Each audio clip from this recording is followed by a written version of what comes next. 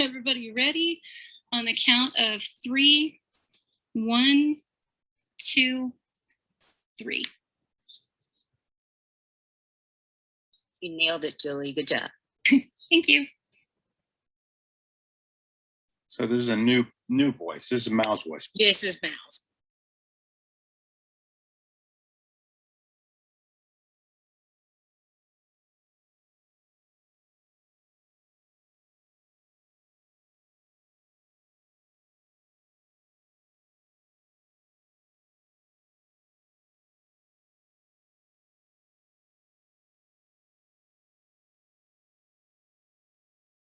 Who did the intro last time? Book, and it's already Mary. Thank you.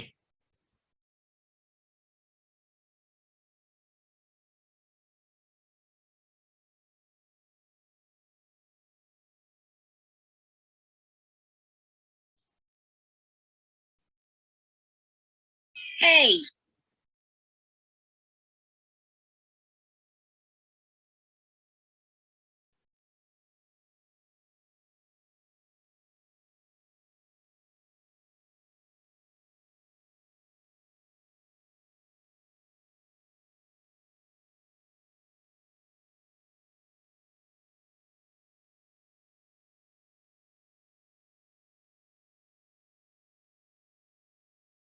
This kind of reminds me a little bit of the hologram chess in Star Wars, but just a little bit more grounded in reality.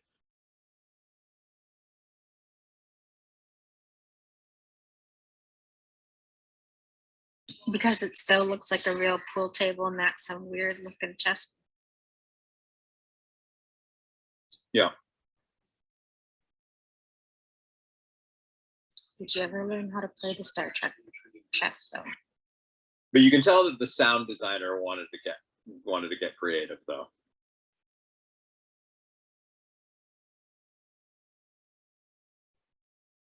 Hey.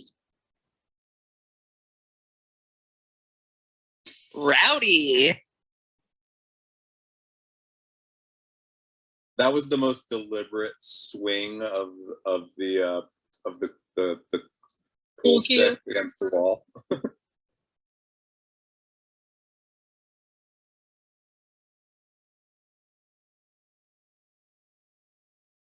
Yeah, I've seen better fight choreography.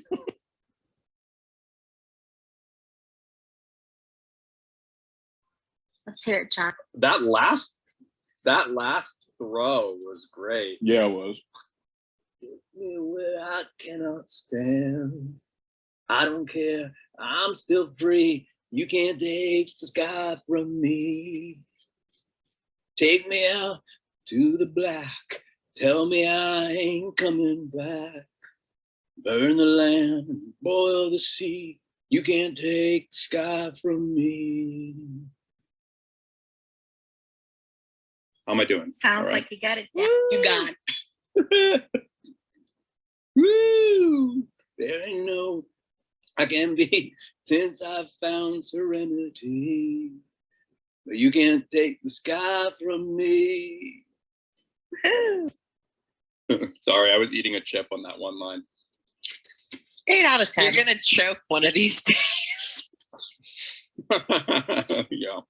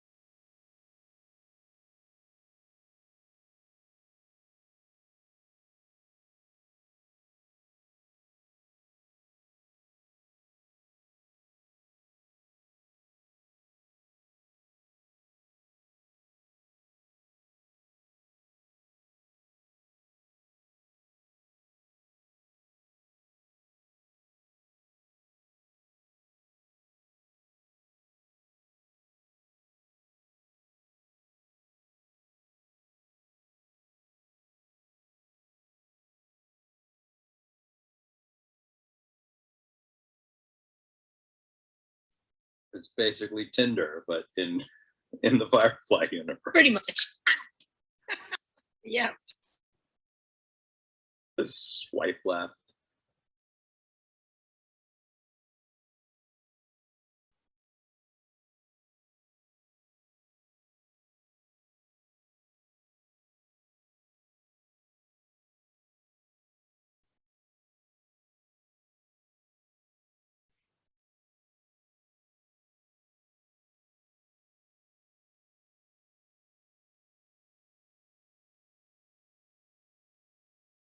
Sweetheart.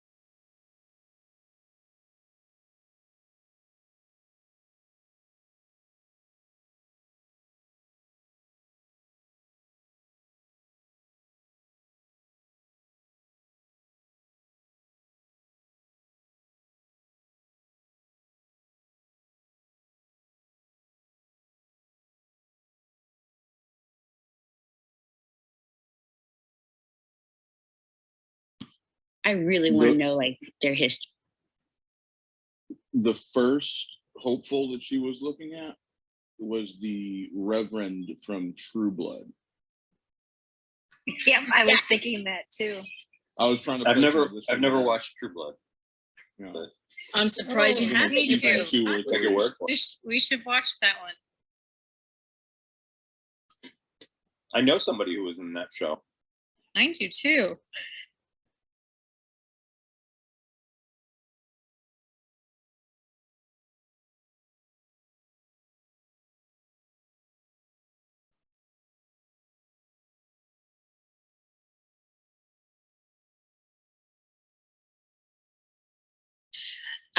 My clock is not working on the thing. Can I get a time check?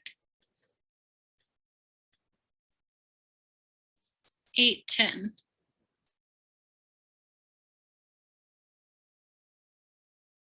Thank you. Look like a cupcake.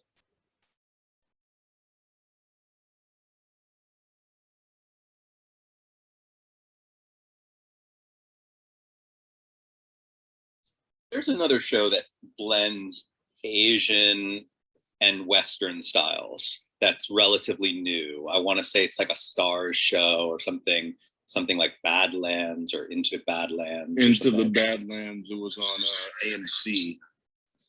Oh, right. Very, very good. Great fight choreography of that.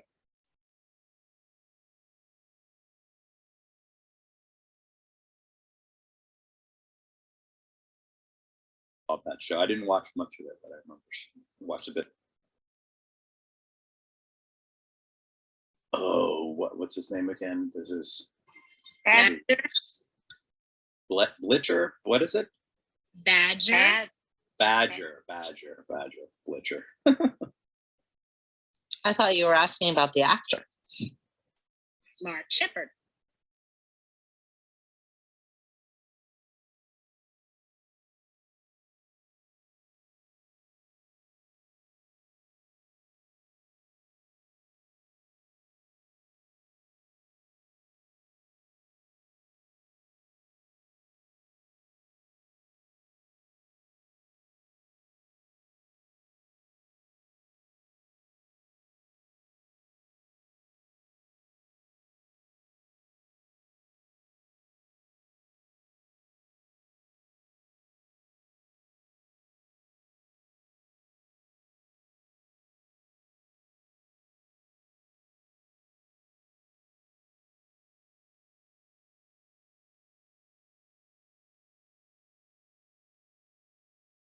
Smelled a fart.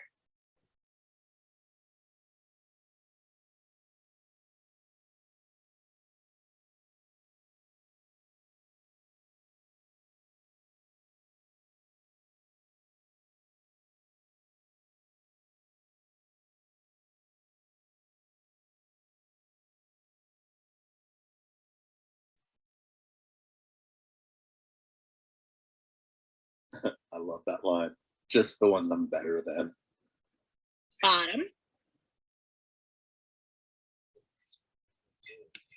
Jane was actually eating sandwiches and drinking very sugary tea for 3 hours filming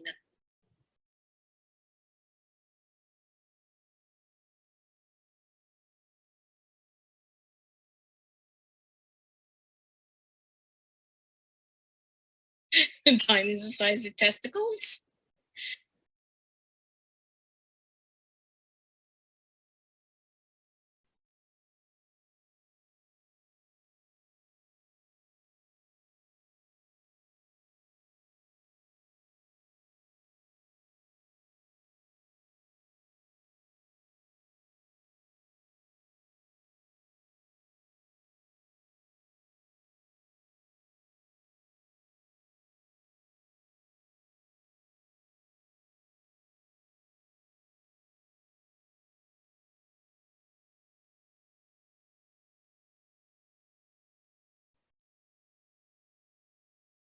That little gun bit was funny.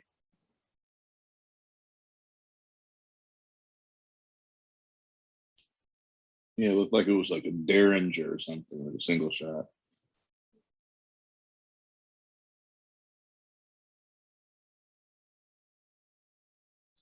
That's clearly another companion, huh? You're looking wonderful, old friend. Roberta was another companion. I believe Just a that's the friend. implication. Oh, you don't think she was a companion? Probably not.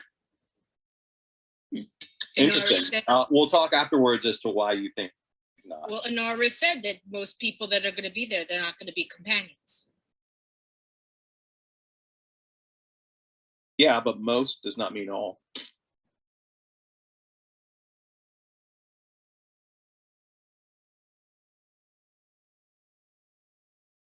Yeah, I have a feeling that she's the only one in attendance.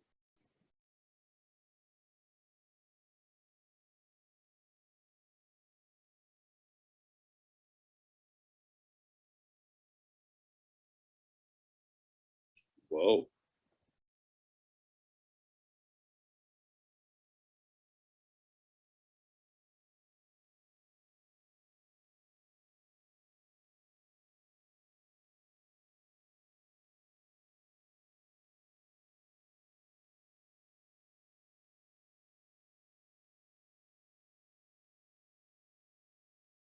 "500 years and that British accent has not gone away."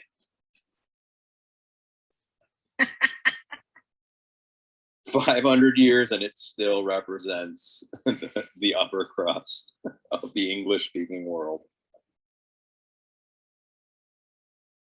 Maybe they intentionally do it so that they can just sound punk.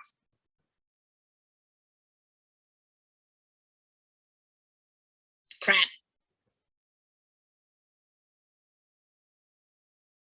The Expanse does a really cool job of actually playing around with the idea of how dialects would evolve over time. It's the only place I've really seen it.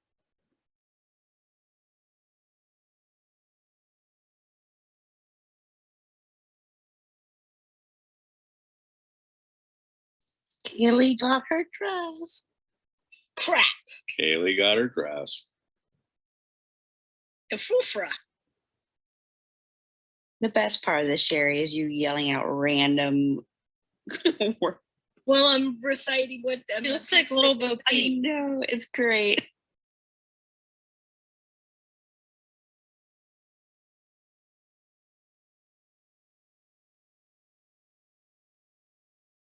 She's so pretty. She looks so happy in her dress. Look at how pretty that chandelier was. That was supposed to just be something they showed like a tiny little bit of, and it wound up being something that they sent Is it practical or is that CGI? No, it's practical. It looks CGI to me. It totally looks CGI, but it's No, a lot of this, from what I read before, it wasn't. And it's a little bit of a nod to Lord of the Rings. And that's where we get Captain Tightpants. Yeah, they call him Captain Tightpants. They actually they had fixed the pants shortly beforehand, and they really were too tight for.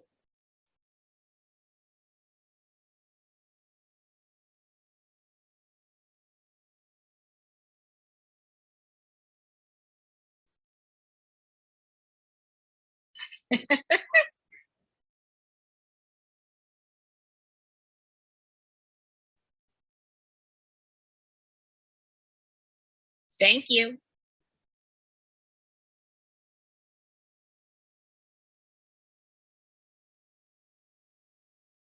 I mean, Kaylee is me. I mean, that's like the moment I walk into a party, it's like, where's the buffet table? Same. And that's where I shall stay. Me and you, John. Like, baby carrots, you're mine. Baby carrots, ranch dressing, cheddar cheese cubes. You belong to me now. You know, the scene where Tom Hanks and Big is like eating the baby corn, like.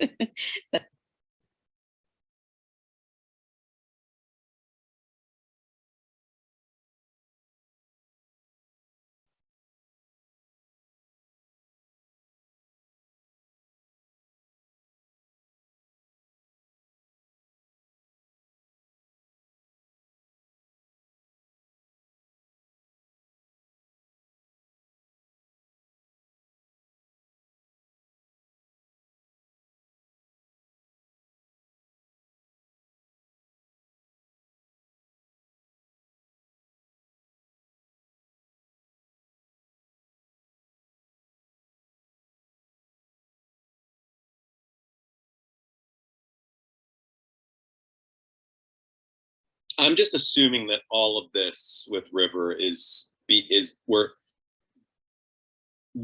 our expectations of who she is going to be subverted about halfway through the season, and that we're just being bombarded with all of this so that we don't expect it we don't see it coming, because this stuff's hard to watch.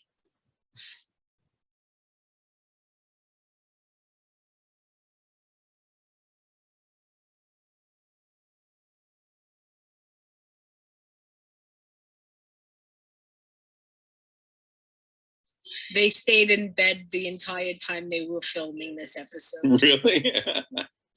Yeah.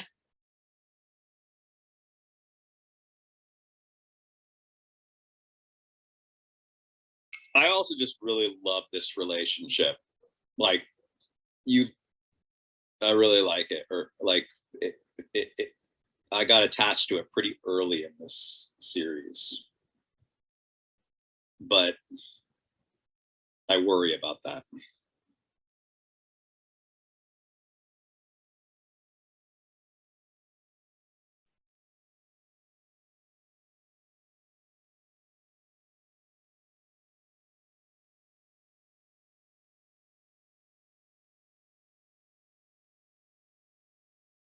I mean, it might be a more modern storytelling thing, but or like, modern as in the last 10 years. But when you love something like this, I feel like the writers gonna break your heart at some point.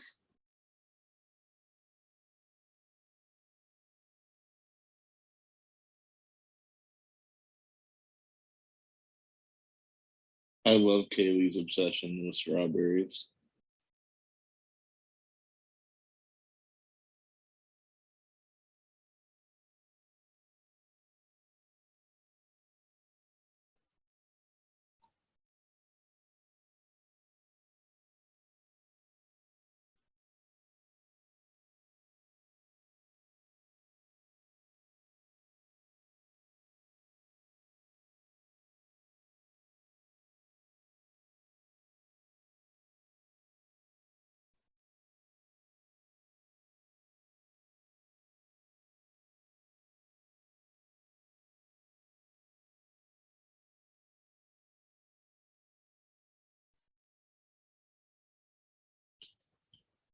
Ouch.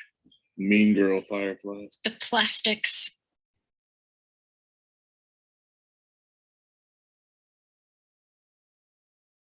What?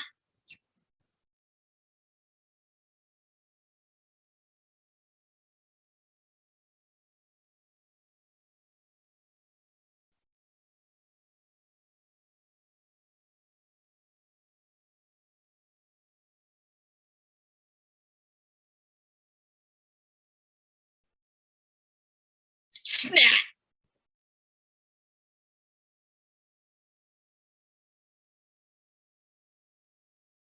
The best part is that it comes from her daddy. Her daddy tells him.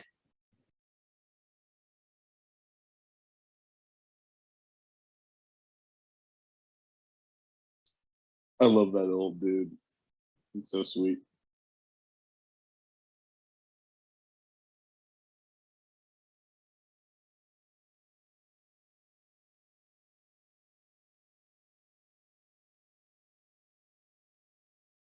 Isn't that Benny from LA Law?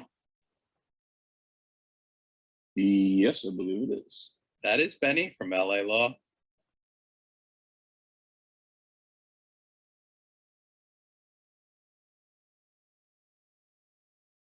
I mean, it's an actor. I don't know his name. I just remember him as Benny from LA.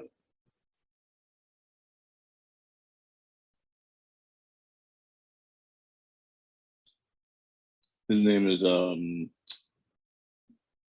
Larry Drake.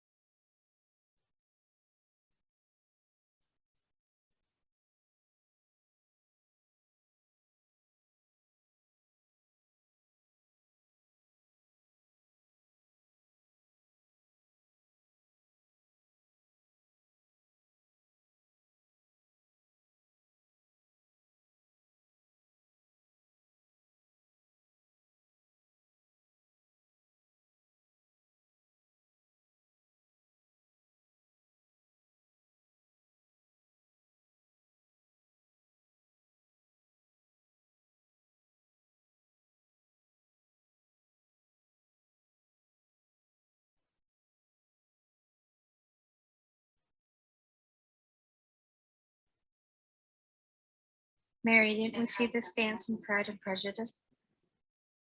I was thinking the same thing. I was like, I'm not going to turn everything about Pride and Prejudice. I'm pretty sure we've seen this dance in that.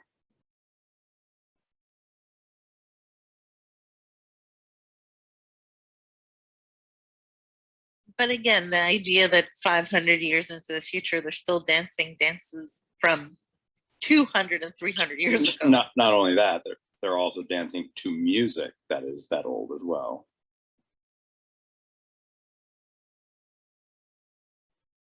I mean, I couldn't dance this dance now. By the way, all of this is ADR, all of it. That makes perfect sense too, John. I'm sure it was very noisy in there. Very noisy, also difficult to get mics based on all of the kind of the way the camera is moving. Their own movement would have made microphones on their actual outfits difficult.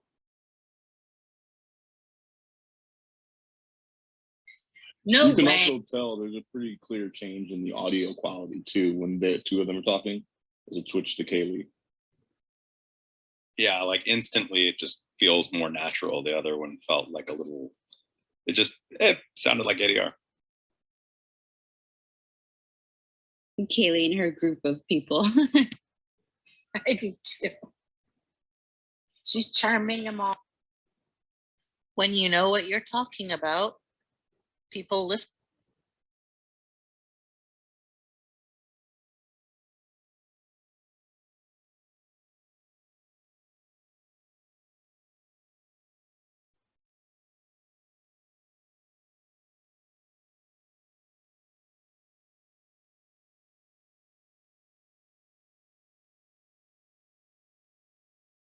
Yay now.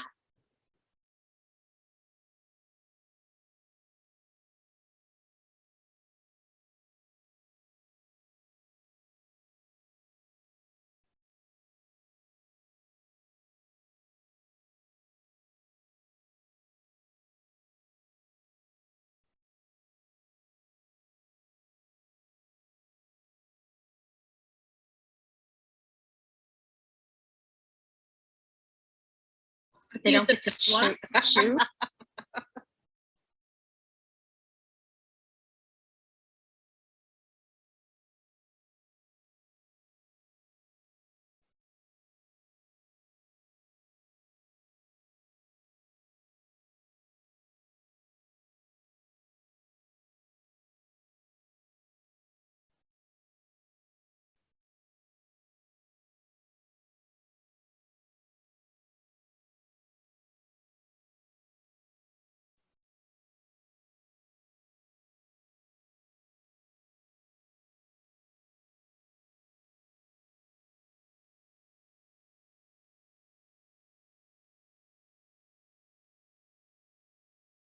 This guy's a jerk. Who, Harlow? Or Atherton Wing? Yeah, Atherton's the worst. Oh, it's horrible.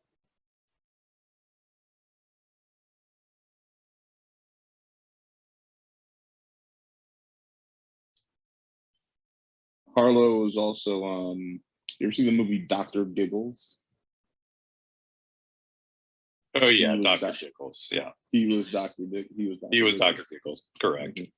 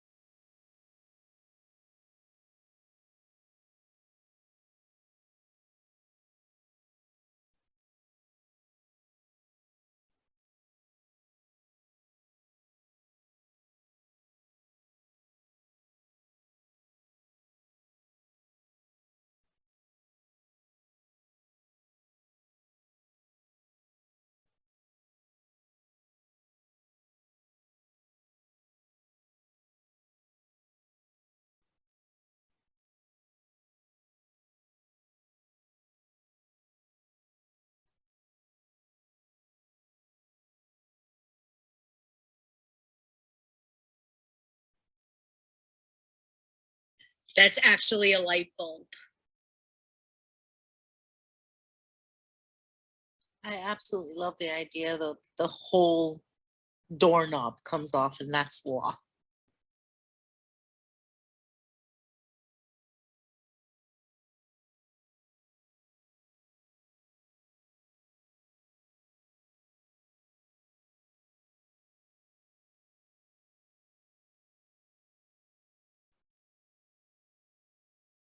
Those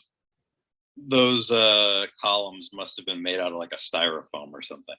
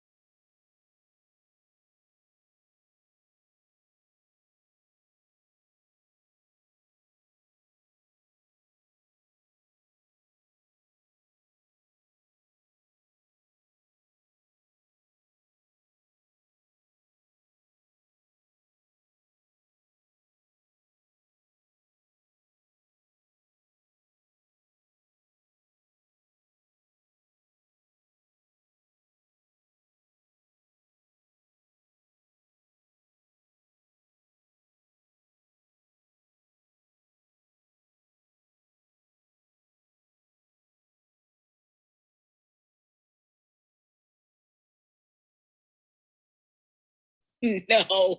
No. I love how Jane says that he will do it, though.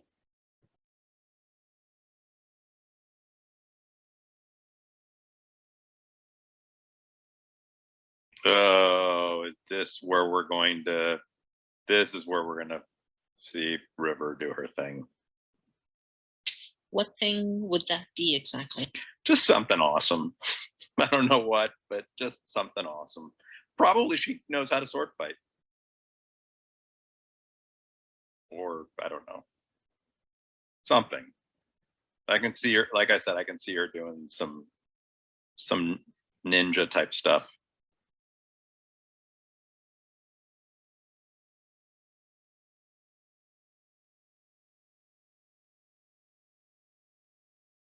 Like the subtitle said that he has a Cockney accent.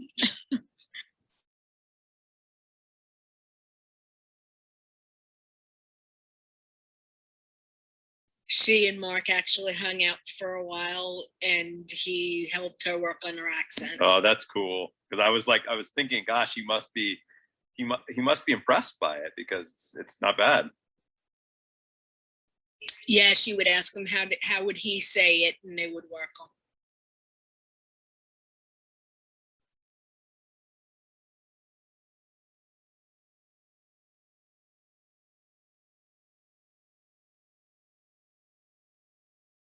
I like the way she said hill. Saddle the hill. The hill.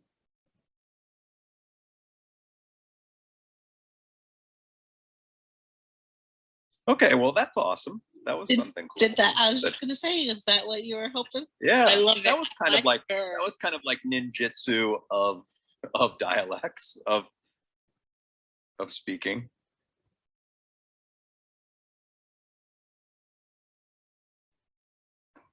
I do still think that she's probably got some other pretty like more action-packed skills.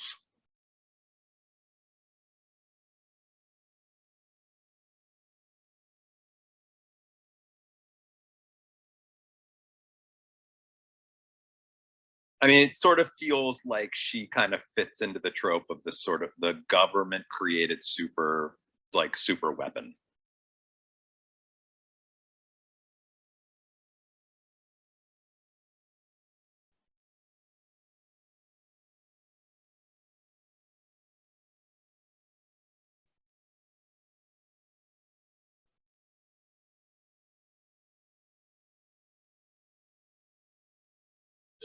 Stupid.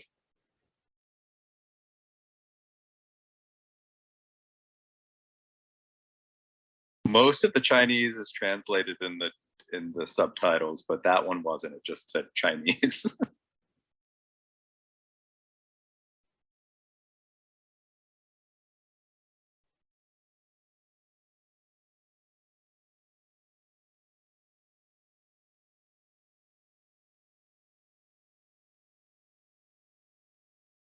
I don't like fellas that killed me.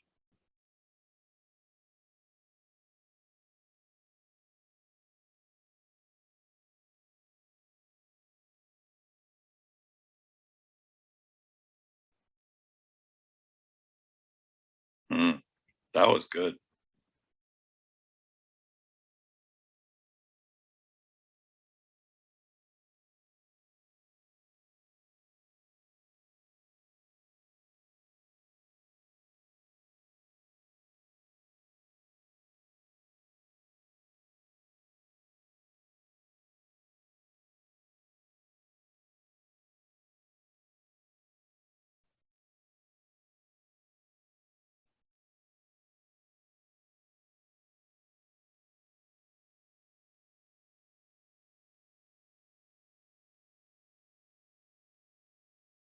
I like the costuming on this show because they all are dressed kind of almost like not our modern times, but our olden times. And it's so far in the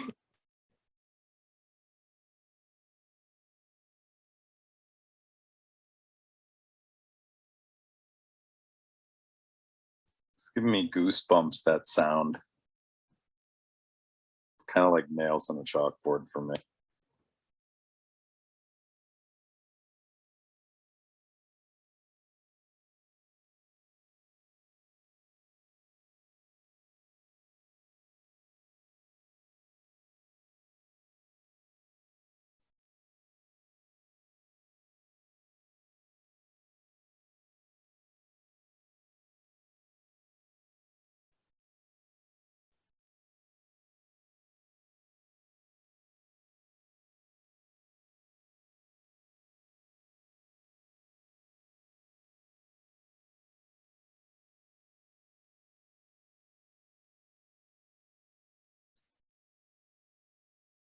Yikes.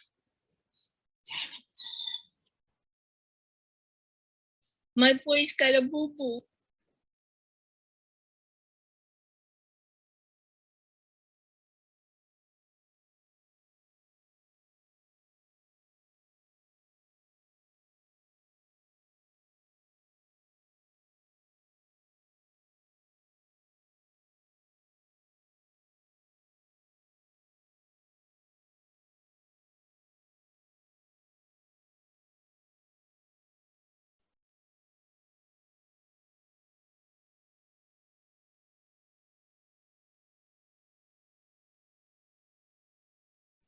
Ouch.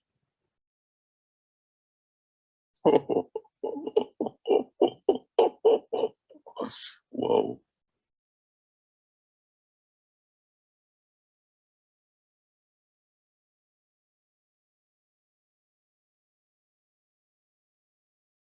Ooh, what's he gonna do?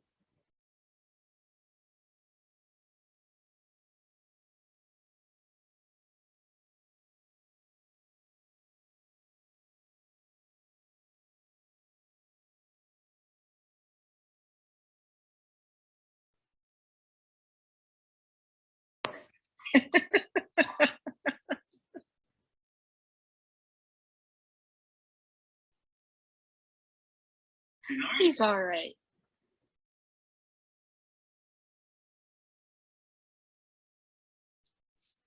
I can't believe he has the nerve to say this. I was just gonna say that, like, the fact that he says it kind of takes a little bit of the edge off of it.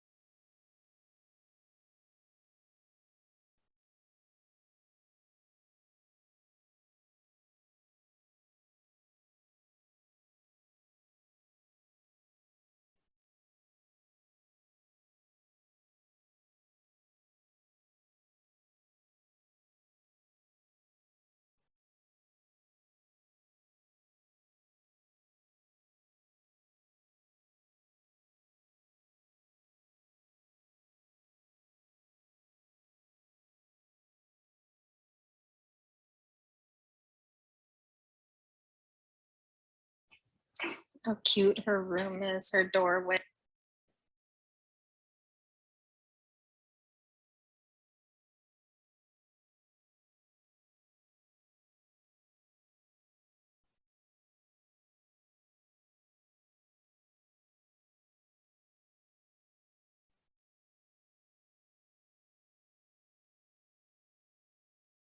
Her tapestry looks like what was the old video game with the little aliens? Space Invaders. Yeah, one of those. It was nice that she really likes her dress, even though they made fun of it. She didn't care. She liked it. That's all that mattered.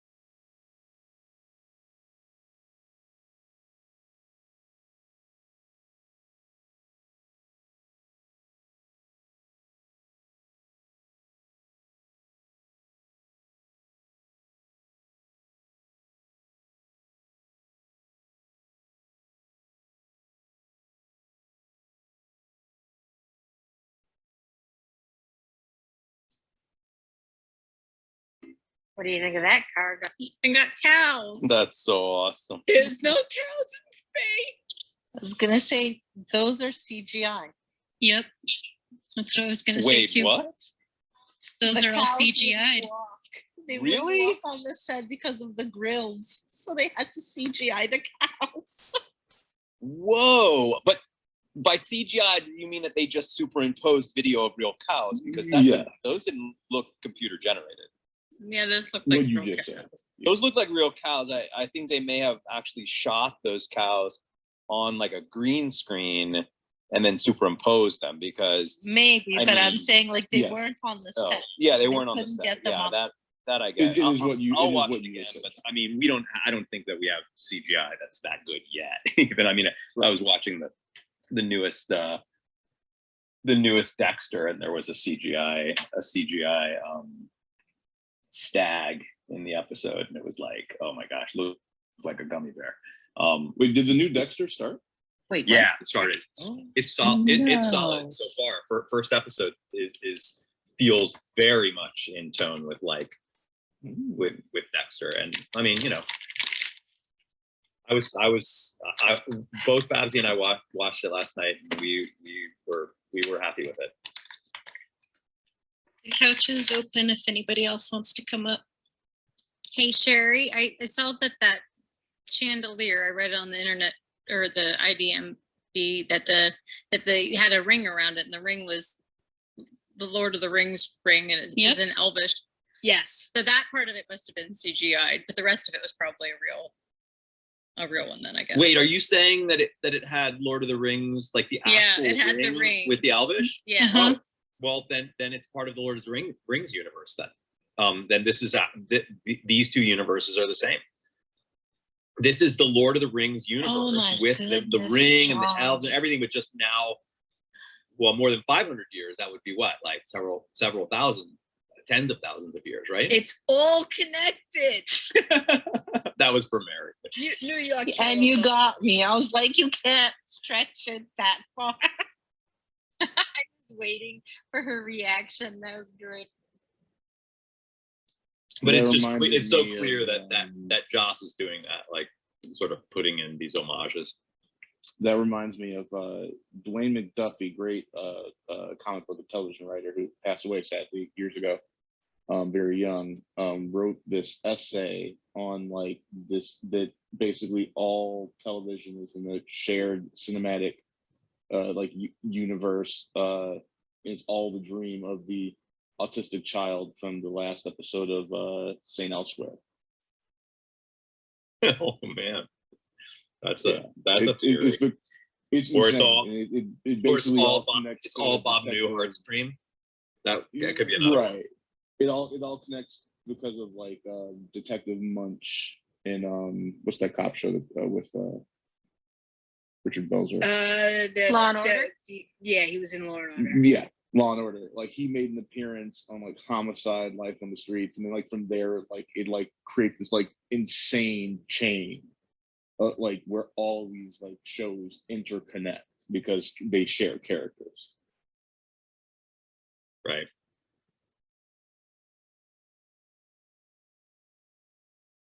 Now we got to tie Law and Order to Firefly.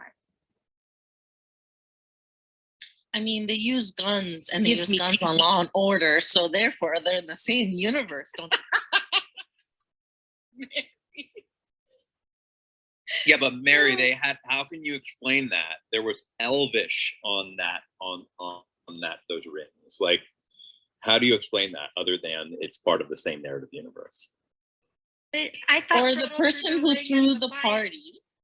Or the person who threw a party was as much of a nerd in 500 years in the future as some of us and got a collectible replica.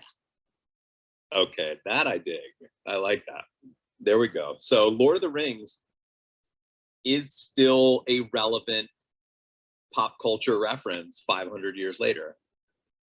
I mean, they're still dancing to English music and Yeah. But then if by that theory, then that by that theory, then it is part of the alien universe, because yes, I can buy that, you know, a chandelier would be referencing this fictional story from 500 years earlier.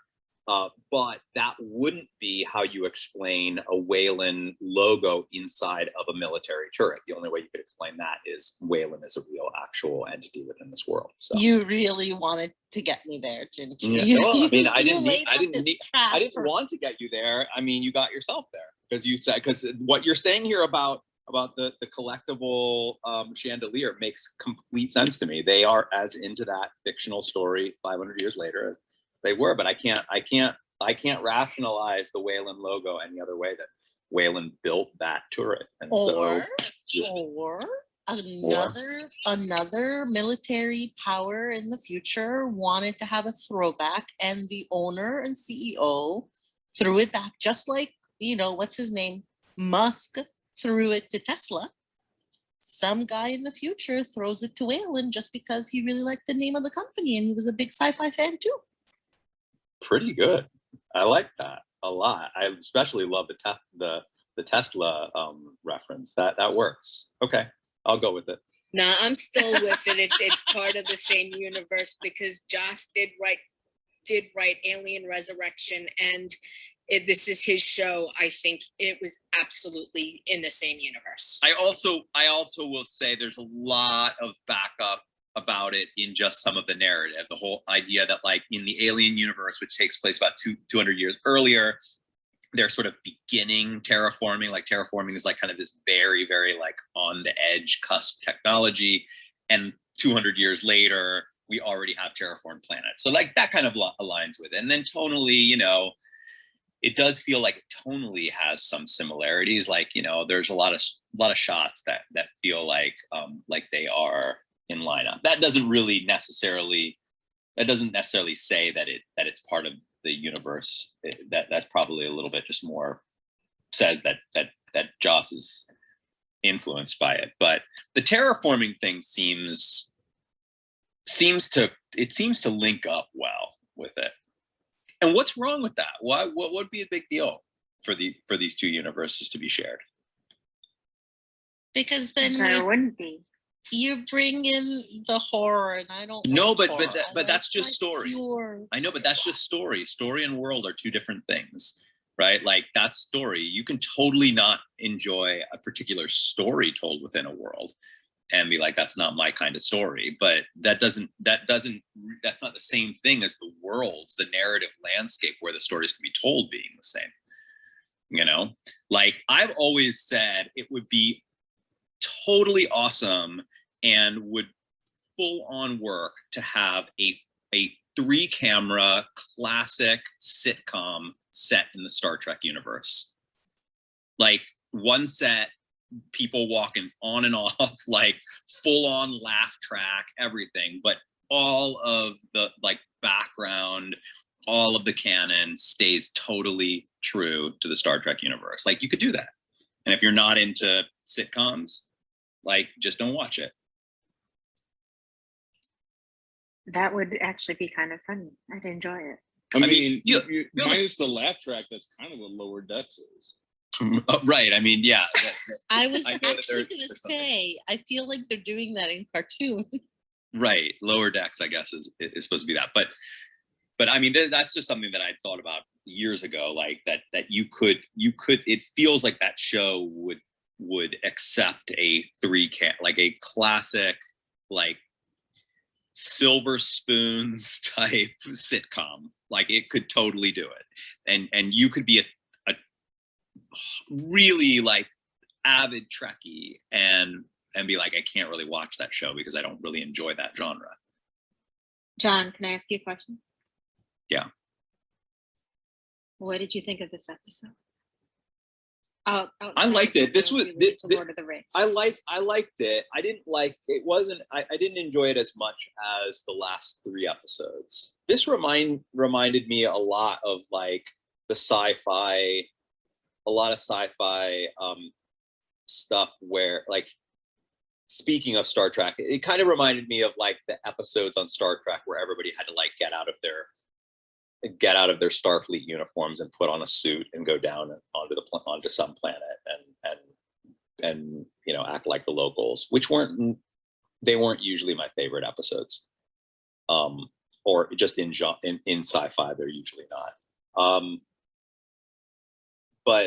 But I enjoyed it. I mean, I enjoyed it. I loved all the character development, and especially loved all of the stuff between Mal and Nara.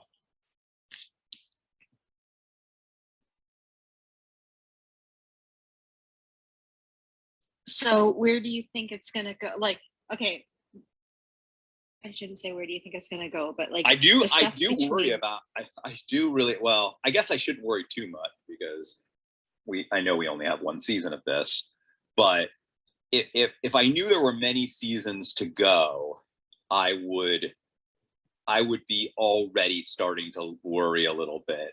Maybe I'm just jaded by television, but I would already be worrying about the Zoe Wash marriage, or just the relationship. You mean that it wouldn't survive? Oh, that one of them will be killed. Would you be shipping Mal and Anara? I think that seems pretty clear that that's what they're doing.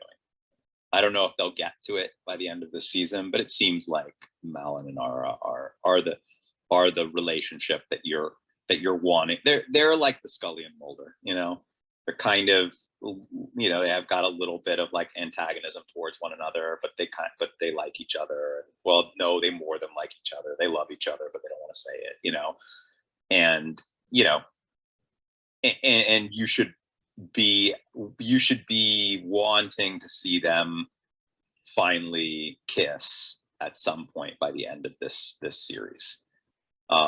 With one season, I don't know if we get there, but my guess is we would get there in the movie if we don't get there. I always felt like this episode was setting up that whole kind of as the kids but I say, could feel ship. it all.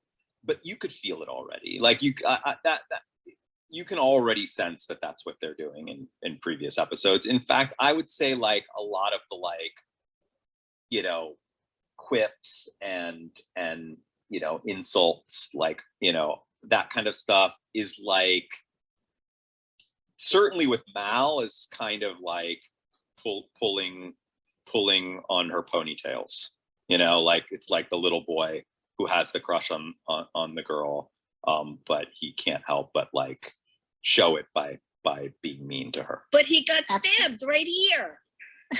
Well, I was gonna say he got into a fight with a guy for calling her basically a whore. Yeah, when he's the one who says it all the time. Right, but he says that I don't show respect for your job. He didn't show respect for you, and there's a difference. No, that's the way Mal sees it. Well, yeah, maybe wrong, but that seems. Oh, really I think that he's calling her a whore. He's calling her a whore. He's calling her a whore. Either way, but the way that he sees it is that he sees himself as doing it as a loving jest instead of being truly cruel to her. That's the way I pick. I think that he wants to believe that. I think ultimately he's being a bully. He's being a bully because he has a crush on her, and that's how he he doesn't know how to relate to her outside of that. That's not new. 500 years one later, of those people are still doing it. Yeah, 500 years later, boys are still snapping bras and pulling on ponytails. I also think it's one of those things where I get to insult the people I love, but nobody else gets to insult Exactly. Yeah, that's true, but it doesn't change the fact that like she doesn't like it and he does it, and that's not cool.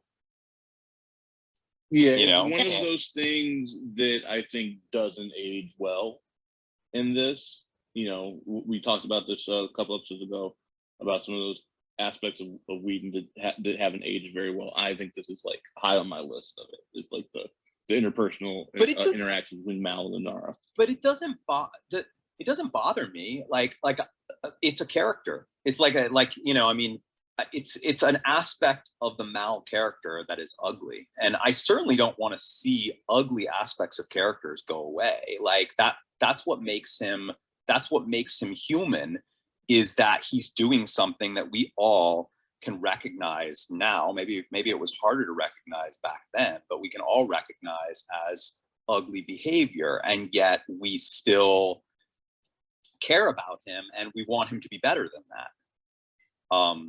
What did you think of Badger in this episode versus when we saw him in the first episode? Well, real quick before we get to Badger, I just want Sure. to say just one more quick thing about what we're just talking about Mal's behavior towards Inara. I do agree with you. I think it's fine for a writer to explore that as a topic, John, but I don't feel like the point of it was to explore that ugly part of Mal. I think it doesn't feel intentional in that way. It just feels like Whedon just kind of writing his male characters the way he writes them, where they kind of beat up and pull the pigtails of the girl. But the point of it is not to show like this is a problematic part of Mal. It's to like show how cool he is, and I think that is to the detriment of the character. You might be right about that. That it's to show him as being cool. It's interesting. I'm not 100% convinced, but I do. It is hard for me to think in the context of 2002. Like it's hard for me to like put my brain back into 2002. That would be the only way that I could really say for sure. Is if I went back to 2002, would I see that as passable behavior? And if so, then that would probably that would support the idea that that Joss wrote a character that he thought would be likable in that way. Now I certainly see it as problematic, but I find it part of what I think I find it to be part of what I'm so interested in knowing more about the Mal character. I don't know if we'll get there again, like only one season, but I would want, like, I kind of like right now I'm sort of imagining that eventually he would want to apologize for all of that kind of behavior, which would suggest that the writing does recognize it. That's how I feel right now. Again, like I don't know if that ever happens. I don't know if Joss will ever get there, or if that Joss was even intending it. But as a viewer with 2021 context, that's how I'm feeling about him, and that's how that's what I'm sort of hoping will happen. Even though I know that we only have a few episodes for it to happen, and it may never. So I guess that's what I mean, is that like it's for me it's partly perception of how I see it. I recognize it to be problematic behavior, but it also seems to be real behavior. Like there are really people who do that, and for that in that way, writing it now, writing it then, real is real.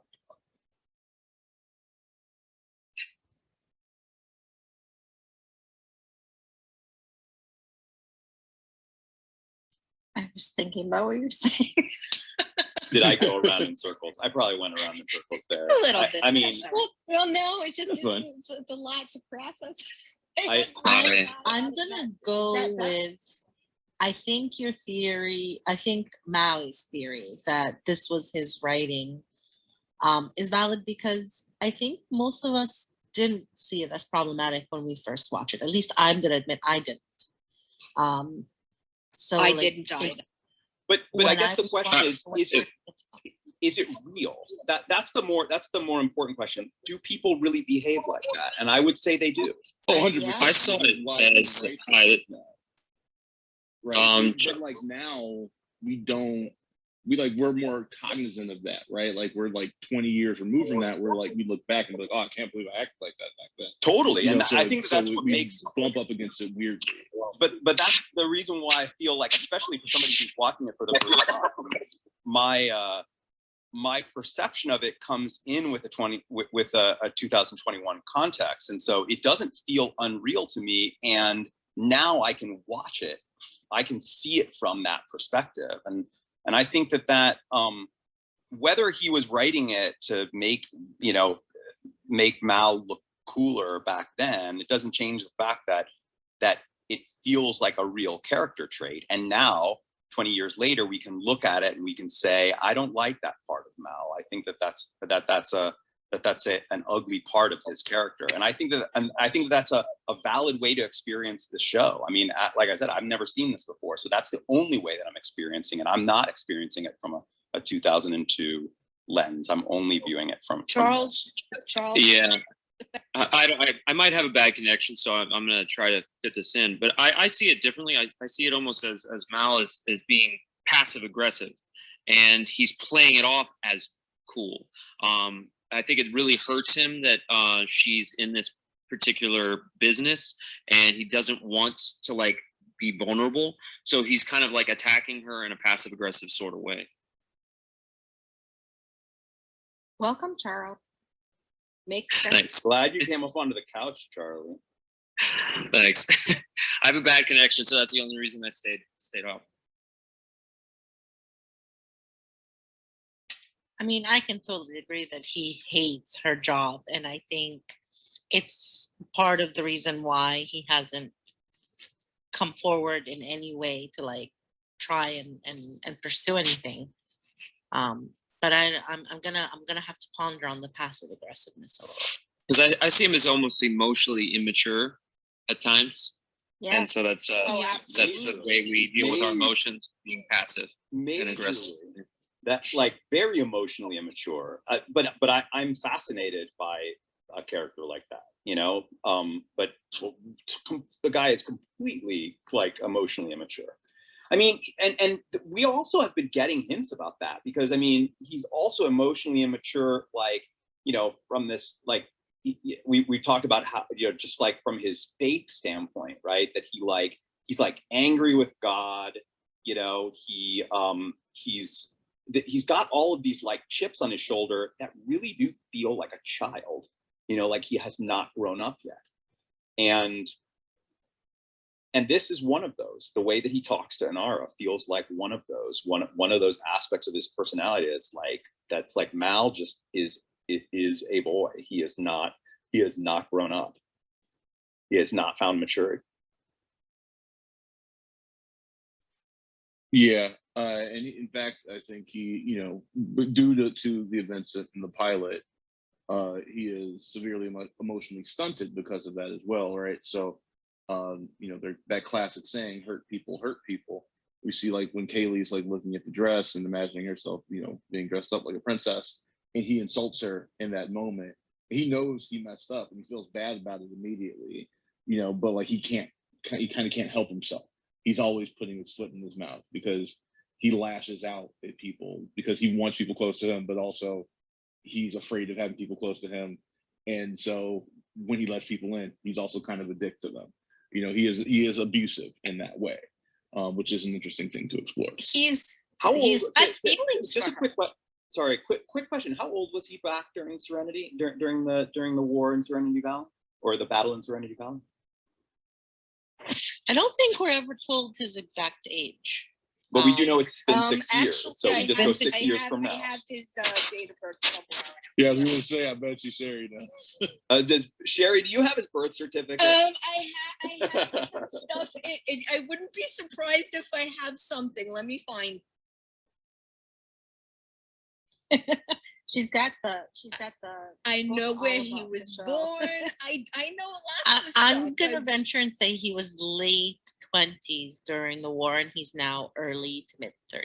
Yeah, that would be. I want to say that I want to say that he's right now supposed to be in his early 30s, and that Serenity Valley would have put him somewhere in his mid to like early to mid 20s, like somewhere around 24, 25. Yeah, I think he'd probably be a little later than that. He was born on 2,468. So do the math. Well, what year are we in now? Yeah, we need the year for now in order to do that math. Oh, I'm drawing a blank, and I should know because I said it in the very first episode in my preamble. While we wait, guys, harvest. What was his birth date? 2468, and it's 2517. So Wow, that makes Well, him like 40. Yeah, I was gonna say that. that can't be right. Well, I suppose it could be. I mean, No, that would- it is. I that mean, would make Nathan him, is that would put now him at 50. that would make him that would make him almost 50 years old. That is not Yeah, correct. no. Well, maybe because it's so much later, hundreds of years after, our time, like maybe it's, lifespans have been extended, due to advances in, science and healthcare and whatnot. So And maybe they look younger. That 50 sounds like looks 30. that sounds like a fantastic way to for us to logic around around what I Or think. time, what I time think- dilation, a complete near a mess up. black hole. Yeah, I like that. Though. Yes, time is a flat circle.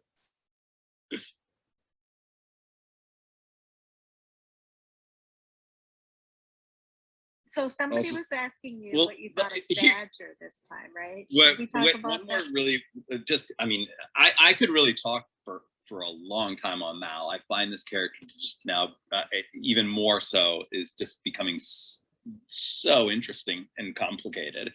But like that one moment where I think you mentioned this too, Mary, where he like, he gives the guy mercy, but he can't help but like remind the guy that good people are merciful.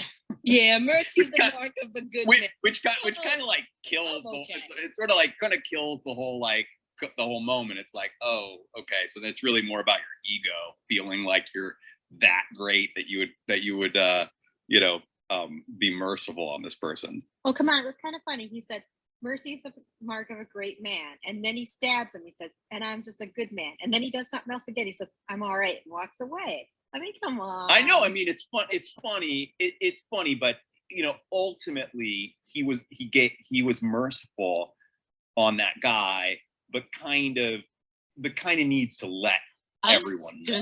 He's not merciful. He's humiliating him. They all came up to him to say, you have to kill him because he's being labeled a coward. And he's like, so it's actually worse for me to keep him alive. Yes, I think I don't that's think why he was did being it. merciful. Yeah. I think he said it. Maybe but he so. didn't mean it. Maybe And he so. wants That that moment, guy- that he moment wants- felt to me like it was Mal was never going to kill that guy. No, I think he no, wanted I that agree. guy to think he was better, that Mal is Because- better than that guy because he lets him live, even though he's supposed to kill him, kind of. Yeah. Correct. Oh, absolutely. Well, Mal would Correct. Mal And that's doesn't what I care mean about when I say killing that. him But he or doesn't need to. not, He doesn't need to right? say it. He doesn't need to say it. And by saying it, he kind of kills that moment. That's his immaturity, Well, yeah, right? But that's so- the maturity. That's what I mean. That's something that an immature person would do. Right. Like Mal has no problem killing anybody. We know that, but I think he does have like a moral code. Like this dude was down. There's no need to kill him at that point. He's defeated. So I don't think Mal would have killed a person in that situation. He doesn't do that kind of cold-blooded thing, but he wanted everybody to know, right? So when they said like, "Oh yeah, this is a humiliation," he's like, oh, "Okay, well let me," and now humiliate him more by stabbing him a couple times and really like making him feel like shit. That's just kind of the way Mal is, which I love that. I love that flaw about him. I think It's interesting, though. It's a well-written thing. It's interesting, Molly, because you talk about how he doesn't just kill guys like that, like it's a code. But then we've seen him, and I know he's done it out of necessity, but he has just killed people without saying a word. Yeah. Walk in on his ship, shoots that guy, just kicks that guy into the engine, things like that. And then this guy, he's supposed to kill him, and he doesn't. And also, But those by the people way, were I think that in his real quick, those people It's not were a active necessity. threats, right? Those people were active Yeah. threats in that moment, whereas he already beat that guy. That guy was on the ground, right? Like I think He that's only like kind of kills like out of the, necessity, but when Right, he does exactly. it, he's kind of just quick and looks right. He hard. has no problems doing it if he needs to do. I was gonna say the opposite, or not. I mean, not the opposite of that. Yes, he kills without. He doesn't really need to say much when he kills, but like in those situations. But I was gonna say that this guy does strike me as a guy who could cause him problems in the future if he's left to live. So that part of Mal not killing him did seem slightly out of character to me. And if he came back as a problem, I'm sure Mal would kill him then. But in this instance, he didn't feel like Yeah, he but needed smart, to. but He just smart wanted to Mal, embarrass him. but smart Mal would probably say, this guy's an expert swordsman. I just barely made it out of this fight alive. And this guy might be a problem to me. I have him in a position to kill him. Like, you know, it seems like based on what we've seen, that would be something Mal might do in that moment, that he might be like, yeah, no, I'm not gonna risk this. So.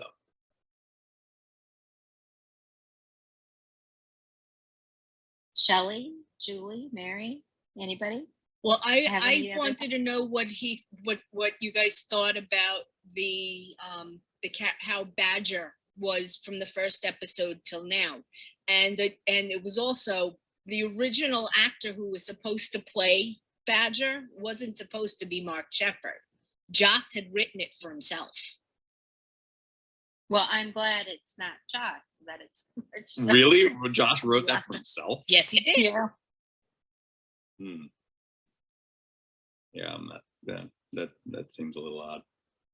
I wouldn't have been Yeah. able to see it as a character if it had been Joss himself. I would have just thought, oh, he wrote himself something to be in the show. I think it might have ruined it for me a little bit if that had been the case. But I like Badger for what he is, and I liked him in this episode. And I really like the interaction between him and River, because he played that as being surprised really well that she was talking to him like. Yeah, I'm not a big fan of when creators put themselves in their own works, personally. I love that scene. First of all, I think Badger's a great character to have recur. So I love when he comes back. I love his kind of antagonistic relationship with Mal, like the uneasy tension they have. But also in this episode, the interaction he has with River, which kind of, gives us a little peek into her, obviously something's going on with her. She's able to manipulate him in that moment so clearly, he completely buys in, oh, you're from my old neighborhood. And she seems to intuit some things from him, which I think is very interesting. So you're wondering what is going on with River, as you were saying, John, right? Government's doing experiments on her. We don't really know what's going on with her. I think that's your first peek under the hood to perhaps there is something to that, which I think is really cool. Yeah, she really does seem to check off all the boxes for that particular very common trope in sci-fi, which is a government secret weapon. And so we're seeing now how that, how she's really, really good at manipulation.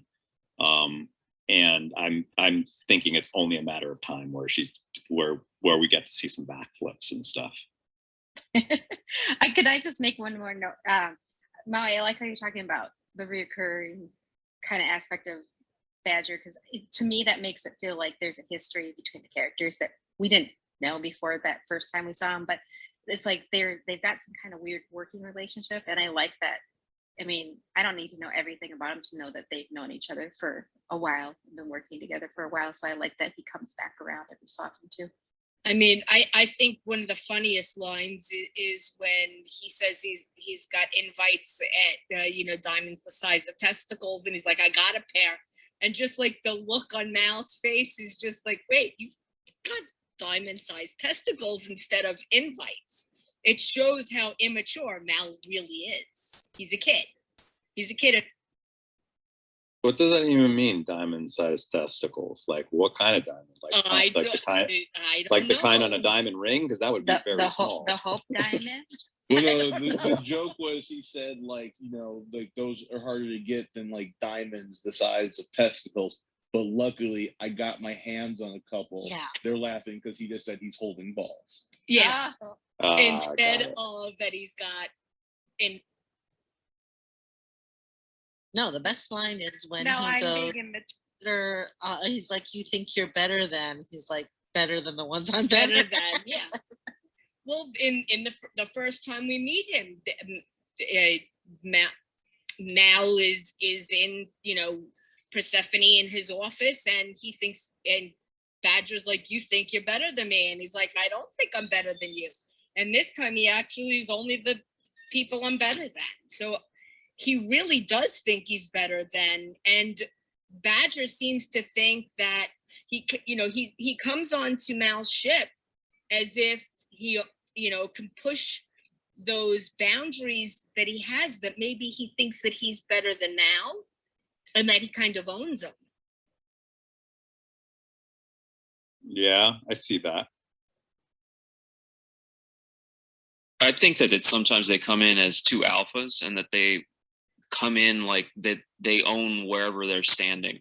Like that's their territory the minute they walk in. I think Mal does that in many situations, and Badger sort of is that same personality. 100. And then they honor each other in that kind of working relationship you mentioned earlier. Well, they're both kind of the leaders of their crews, so they're completely both alphas in that sense of the word. And you notice that when he comes in, Mal's not in his territory, and so Badger comes in and he claims it as his own until Mal comes back in and has home field advantage. He's like, and he yields the floor and kind of walks out. Well, Mal tells him to get off his ship, and he does when he's out of. I haven't really Is that connected what much you to the Bad. I haven't connected much to the Badger character yet. You don't. It's the- You haven't? He's still a little hazy for me. I think his conversation with River is actually the one that got me connected. Some of the ways she describes him as being like a sad guy, and then she makes a point of he spent time in I can't remember what she was, but basically in jail, but less than he actually claims. So he's the kind of guy who over exaggerates his like bad boy nature, criminal activity, so that he can seem like he's a bad guy. Right. He's that's puffing cool, up his chest. Yeah. So like that's where you start like seeing like, okay, there's a little bit more to this guy than just and that's probably like why he and Mal are at it the way they are. He's someone who he's got a little bit of insecurity, and he's got to keep up appearances and keep control of his crew and all of that. So. And Mal sort of underplays his role also, because he's probably killed way more people than Badger's ever pointed a gun at. Truth on that, especially because of the war. But yeah, I would say that too.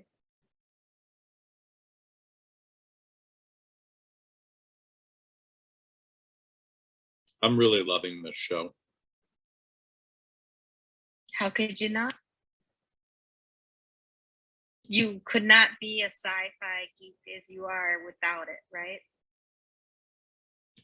I mean, I truly feel like I feel like I'm getting something that I was supposed to have gotten like years ago, decades ago.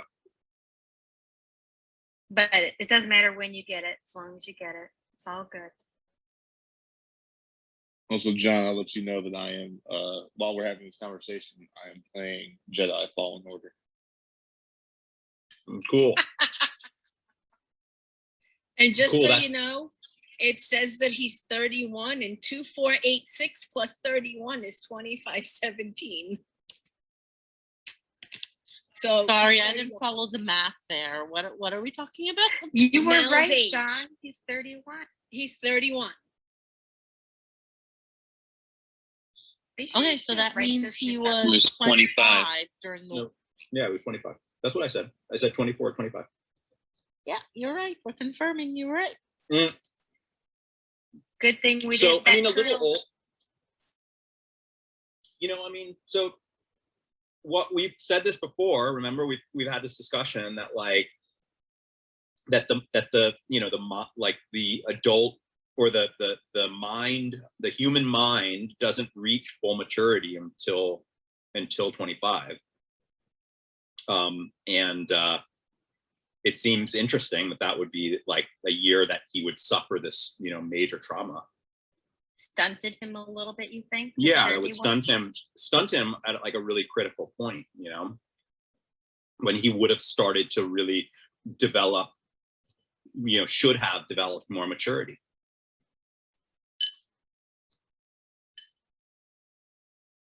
How about that line when Nara says that she couldn't leave Serenity, and he kind of agrees that why would you want to? Makes you think about how he's still in Serenity Valley. I was just gonna We were say, talking I was about just that. gonna say when she said that now, I mean, just because we've been watching together, because I don't know if I would have gotten that whole, the metaphor of the ship being Serenity Valley, but now I can't unhear it. And so that moment when she was like, I don't want to leave Serenity, like I also heard her own interpretation of what serenity means, like I heard her kind of also using it slightly as a metaphor for something. Well, for her, it's home. Yeah, she's All her she's stuff been is there. It's just about a year, and that there's no other place that she'd prefer to be. Yeah. Are you eating ice cream? But I heard it as her piece. I heard. Yes, that's what I mean. I guess I Yeah. think of it as it's her home. It's her place that she. Yeah. But I heard the word serenity. And it sounded like it was being used as a metaphor. So it sounded to me more like she was actually saying her piece, like, and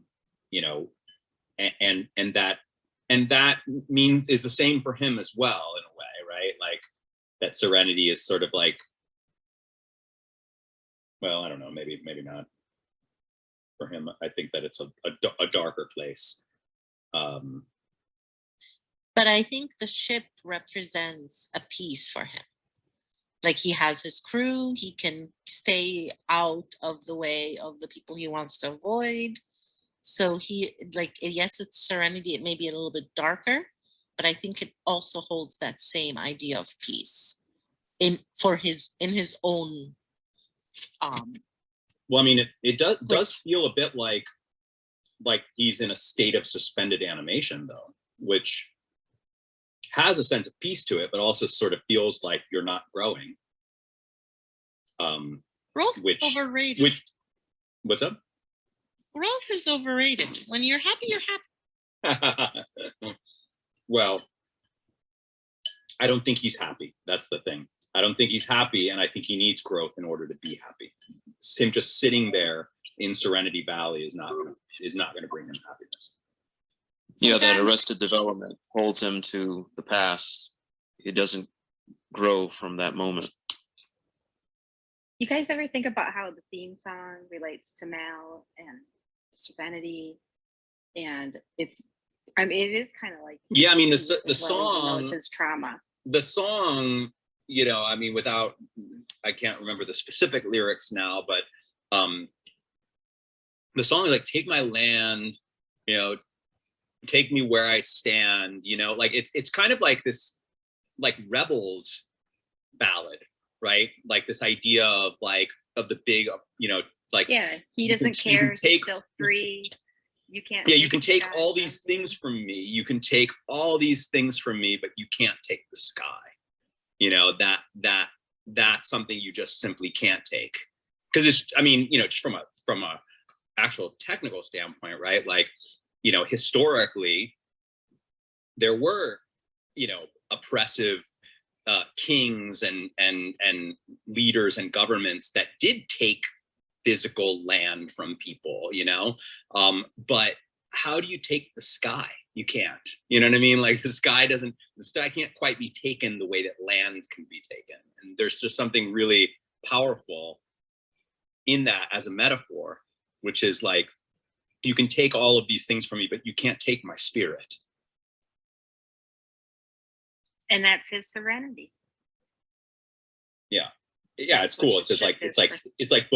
It's both like metaphor, and then it's also like literal, right? Because like once he leaves a planet, once he leaves the terrestrial, landscape, he's in a ship. Then you can't really control where he goes, what he does. He can go wherever. You can't take the sky from him. You can't take space away from him. No, who can take space? Who can control space, really? The Alliance. They can try, but they can't really do it. It's too big. He's still free out there in his mind. Well, that's what this episode was about, right? there's rules about the guy not being able to move his stuff off of planet, but they do it anyway because they can try, but they can't stop them. His cattle. Totally. Where there's a will, there's a way. And where there's serenity, there's a will. Julie, were you going to say something? I saw you unmute a little. I did, because I was kind of on the same track with Mary when you guys were talking about the metaphor. Like, to me, serenity is their home. Like, that's home and family. That's something you can't like break the binds of. And that crew is his family. He really treats them and protects them as if they were his dearest loved ones. Like, it doesn't matter how long he seems to have known them, that once he thinks of them as his crew, that they're the ones he protects for anything. Yeah. And over anything. Yeah. And even if you like, if you say that like, the Inara Mal relationship is not a love interest brewing, although I mean, I think that that's pretty obvious that it is. Even if you look at it from the perspective of a family, you know, brothers and sisters, they often talk to each other like that. They often fight like that.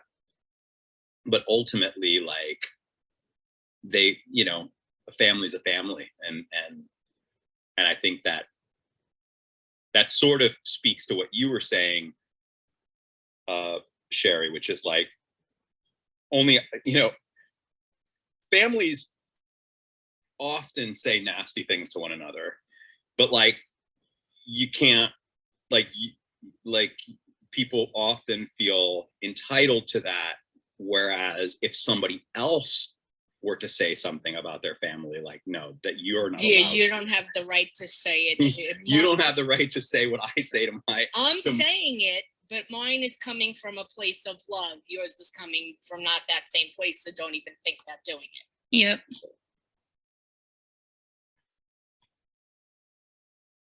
It's still immature, but yeah.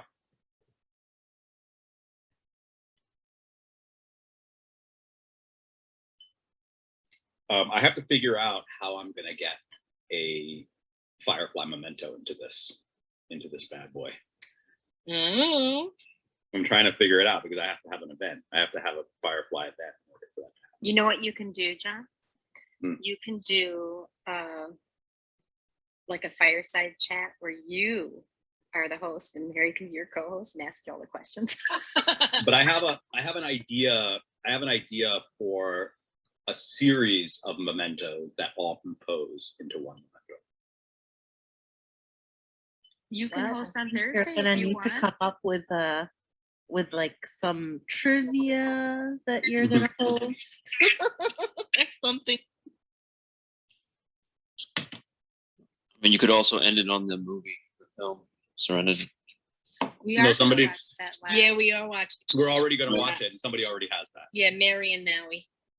Well, John, you're I'm certainly gonna look welcome that to host Thursday if you want to host Thursday, so you can drop a memento.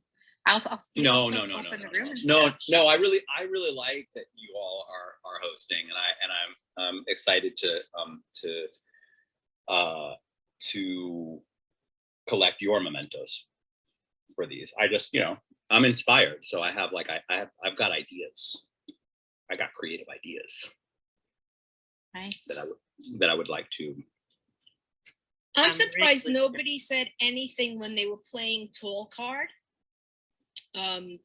They were playing cards. It was Book, Jane, and Simon, and River starts like going crazy, and she starts unwrapping all of the cans. The plum is tall. The plum is tall, and there is an actual tall card game. A deck of cards with the plum. I put it in Discord. Nobody will play with me. You guys have got to move All I saw closer. from that is that Jane is such the ultimate cheater. Of course, You the just second Everything. He's a sky pirate. the second that everybody walks away from the table, he starts stealing from everybody's piles. He's great. And that they were betting chores that they wouldn't have to do. That was so adorable. Like they don't have money, so bed chores. There's no way of getting rid of betting. Even like people will always find a way to bet. Oh yeah, gambling. I mean, that's not going away. Even in the Gambling. beginning when they were playing pool, they Mal immediately picked the guy's pocket. He's like, Yeah. he's not going to notice until the next time they go to buy a round. Oh, that guy can drink fast. Yeah, I don't know why you were all making me second guess calling them space pirates. I mean, they are kind of They 100% are. What? Who was making? Well, you we second can't guess give you everything, John. pirates. well, I will say, not really a critique because it's part of the style of the show. But this is just something that's, I think, just kind of interesting to discuss. Could be. And it gets into like accents and dialects of the characters. We were kind of joking about how like you've got the British guy who like 500 years later, right? British is still some kind of an upper crust. He still has his posh accent. Yeah, at least like the London- posh like Londania. Westminster. That I will say that like and just like your general like kind of Western accent or Southern accent, or the Cockney accent, and I will say that you rarely see this in science fiction. If we're talking about things like how does something evolve over centuries, for example, I'm really curious to know a little bit about the religion that Book is a pastor of, or he's some sort of a Shepherd. yeah, he's a shepherd, but I would imagine that this is like kind of a pastor type character or a missionary, right? But other than just like little things, like we saw that Mal kisses a cross, and that's aligns with Christianity, and Book has what looks like a priest's thing on, but we haven't really gotten like full confirmation, 100% confirmation that it's Christianity. We haven't like gotten like specific biblical. All you really said at this point is that it's the Abbey, and I know that I sent you the Shepherd's Tale, so please don't look at it until. No, I'm not going to look at done. it. No, I'm not going to look at it until the end. But I'm just saying that like what I do. I had a second book. I gave it to him. What I do really appreciate in science fiction is when the writing really does its best to try to at least imagine how things evolve, how culture evolves, how all kinds of things evolve. I mean, Christianity has evolved since its founding. It has changed, it's transformed in a few ways, right? Like Protestant religions came about at with Martin Luther, and so you have to imagine that 500 years, if this is Christianity, that it would also have evolved in some way, right? And that's interesting to me. I find that really fascinating when science fiction explores those types of things. But one thing that I rarely ever see is how language evolves. Now, I realize that for storytelling, you kind of need English in order for your story to be, understood by an audience that is usually English speaking. But having all of these very identifiable modern or period style accents that are so clearly accents from our current age, that to me takes me out a little bit of the sci-fi. It keeps it fun, certainly, and stylistic, but there's a part of me that does want to kind of try and wrap my brain around like how would the American English accent evolve, the British English accent evolve if it had 500 years and space in order to evolve it. I mean, it's evolved since the founding of the United States. The accent, the American accent, is different from what it was 200 years ago. So 500 years, I would imagine it would be different. And I just haven't seen that often in science fiction. The closest thing that I've seen is this show, The Expanse, that has this accent that is so clearly made up for The Expanse that sounds a bit Caribbean in its tone. Well, Badger referred to the homesteads when River was talking to him, so maybe these homesteads were terraformed by, or wherever they. But it doesn't matter. But even if they were different countries. But even if they were, accents still evolve. Like, well, I mean, like John, like you're saying, I mean, we're on one planet, the planet Earth, and if you just take the English language and you look at Scottish, Irish, you know, the Caribbean language that all speak English, and the U.S., we're not that far away, and there's not that many years of progression, and yet, you know, we've changed tremendously, and we're still in proximity to one another. But if you're like on a different planet entirely, communicating on your own planet, and then come back and interact, there's going to be tremendous changes to the language. I mean, nothing to really get like super nitpicky and deep about, but you know, it does. I do think about it in most sci-fi whenever, especially when a character is just, you know, for no reason is just British. You know, it does have me asking those types of questions, because, you know, like as a futurist, I kind of see myself a bit like a futurist rather than like a sci-fi. You know, I like to really like imagine like what does our future look like, and all of that. You know, that always takes me out just a little bit. Not in a major way that I can't enjoy the story, of course, like, and some of that stuff's, again, like more tonal than anything else. But I think it's an interesting thing that it's an opportunity for more science fiction writers to explore. You know, it's not too far off from last week's discussion about Planet Reebok.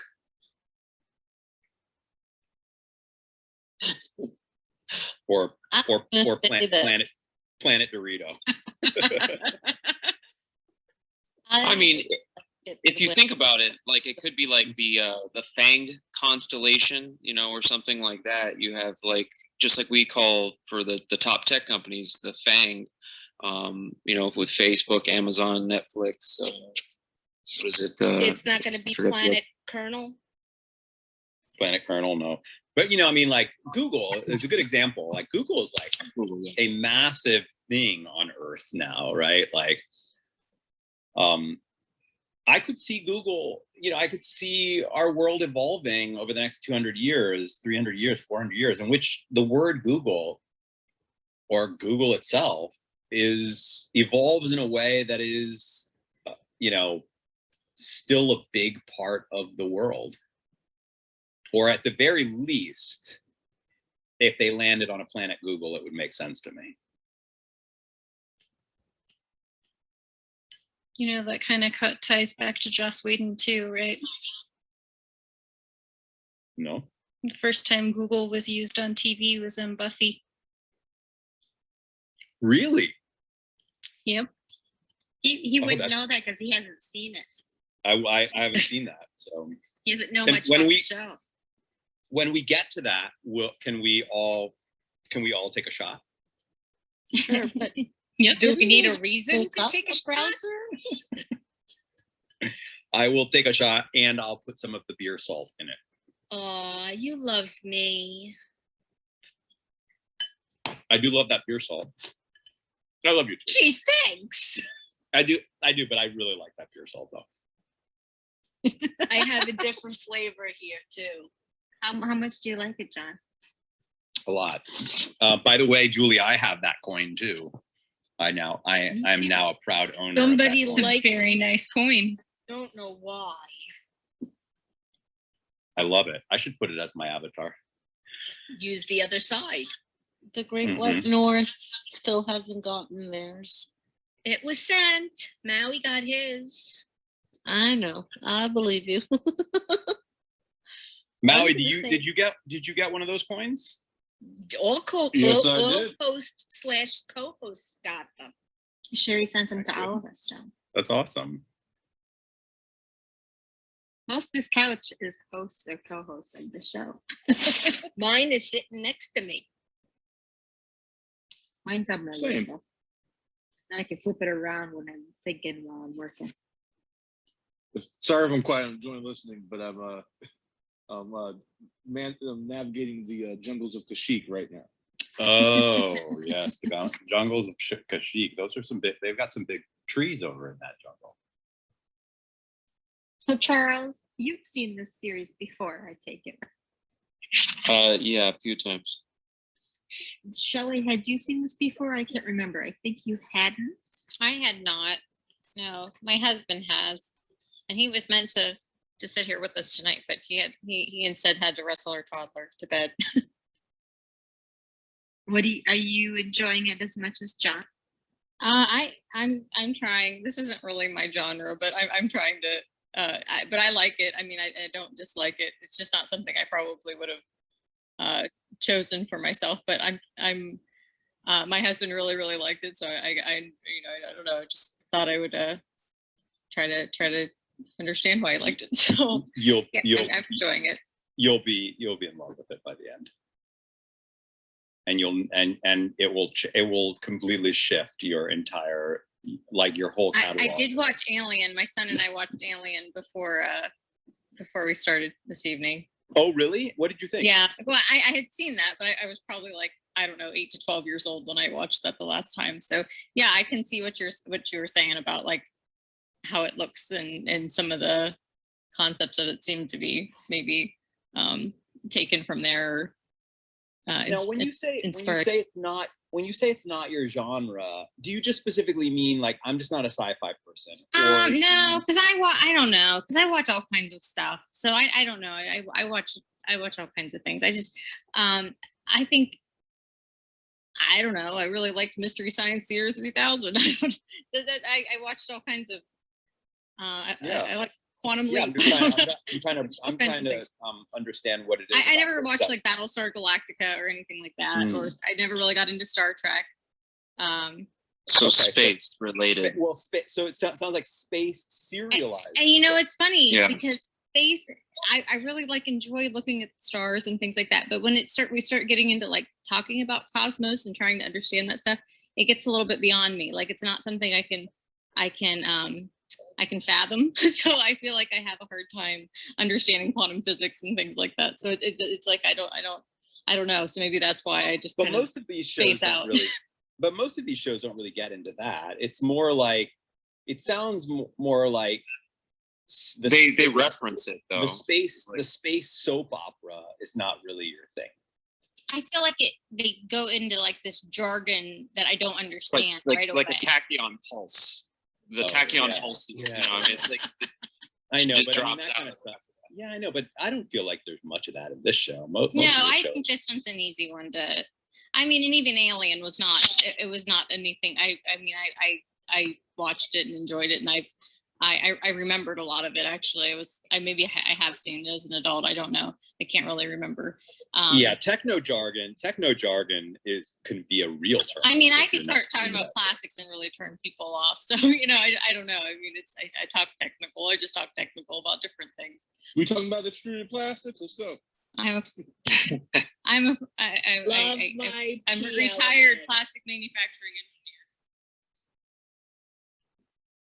One of my first jobs was working for a plastic company, like unloading like huge, like giant things of like plastic tubing for Roth, a German company.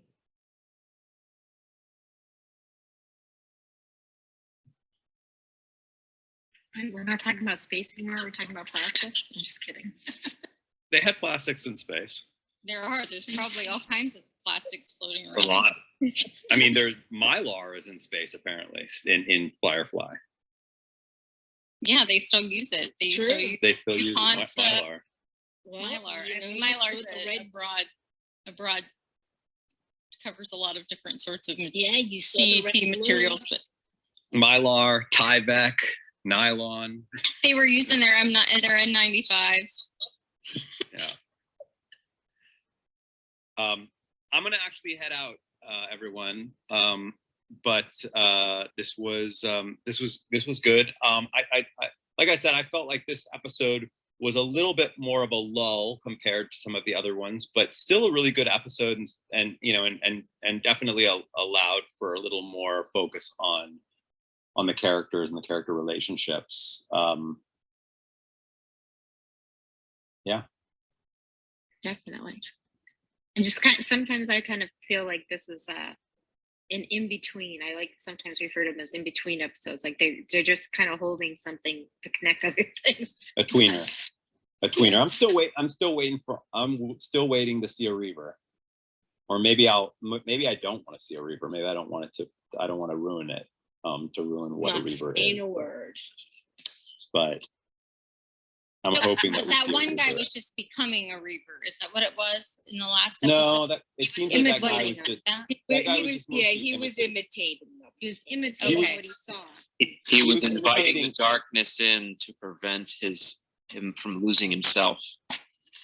Yeah, I didn't really totally like. There was something about it that I couldn't really quite wrap my brain around. But he didn't really look all that scary. So I hope that he does not represent what an actual Reaver looks like, and that he was a school child's poor Halloween costume of a Reaver. It's I also saw that guy TV in real safe. life. Somebody mentioned that last week. Yeah, if I saw that guy in real life, though, I think I'd be a little scared of him. Anybody who's No, gonna if I split saw their that guy tongue in and real do life- that stuff to them, yeah. If I walked into a room and I saw that guy at the other end of the room, I'd be like, "Get this guy help! Somebody, get this guy some help!" He would still be kind of scary looking to me because you'd wonder why he did that to him. It's more about the why, not how he looked. For me, that would be kind of freaky. But thanks for joining us again, John. Oh yeah, I mean, I'm loving it. And thanks, Julie and Sherry, for hosting, and everybody else for joining us. Thank you all for coming.